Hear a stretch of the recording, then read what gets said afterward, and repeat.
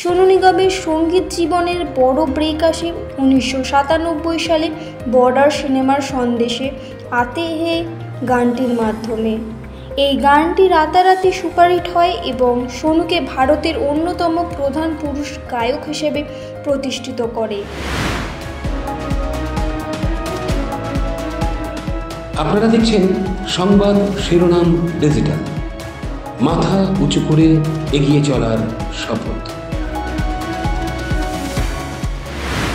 ভারতের অন্যতম জনপ্রিয় এবং প্রতিভাবান সঙ্গীত শিল্পী সোনু নিগম 1973 সালের 30 জুলাই হরিয়ানার ফরিদাবাদে জন্মগ্রহণ করেন।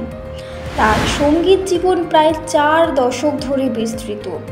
এই দীর্ঘ সময় তিনি অসংখ্য শ্রোতার মন জয় করেছেন তার বহুমুখী প্রতিভা, আবেগঘন কণ্ঠ এবং বিভিন্ন ঘরানার গানের অসাধারণ পারদর্শিতার মাধ্যমে। সোনু নিগমের সঙ্গীতের প্রতি ভালোবাসা জন্মগত। শুরুতে তিনি বিয়েবাড়ি, জন্মদিন এবং অন্যান্য ঘরোয়া অনুষ্ঠানে গান গাইতেন, যা তাকে ছোটবেলা থেকেই মঞ্চ মাতাতে সাহায্য করেছে।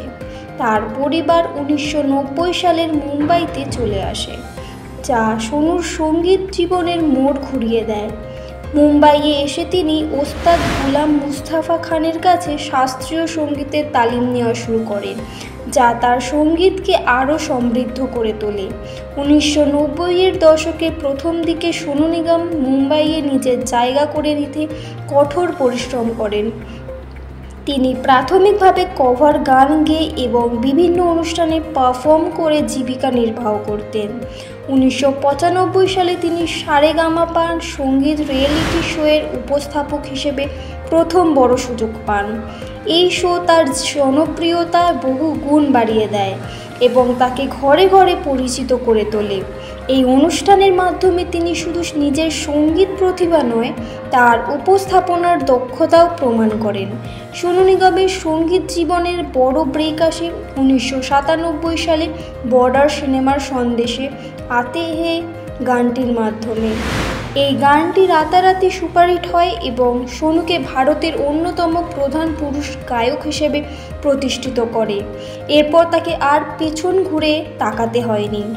একের পর এক হিট গান দিয়ে তিনি বলিউড সঙ্গীত জগতে নিজের একচ্ছত্র আধিপত্য বিস্তার করেন।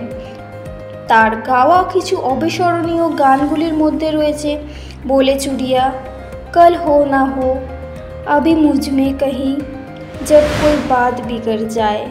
সোনু নিগম ভারতীয় সঙ্গীত জগতে একটি উজ্জ্বল নক্ষত্র।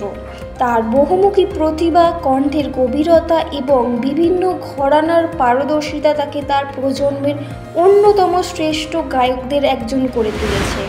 তিনি শুধু একজন সফল শিল্পী নন, নতুন প্রজন্মের শিল্পীদের জন্য একজন অনুপ্রেরণাও বটে।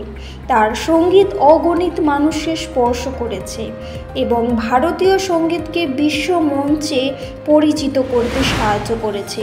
সোনু নিগম আজও সক্রিয়ভাবে গান গেয়ে চলেছেন এবং তার সঙ্গীত যাত্রা অবিরাম গতিতে এগিয়ে চলেছে।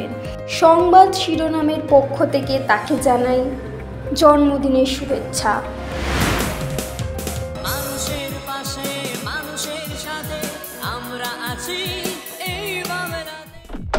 আপনারা দেখছেন সংবাদ শিরোনাম ডিজিটাল, মাথা উঁচু করে এগিয়ে চলার শপথ।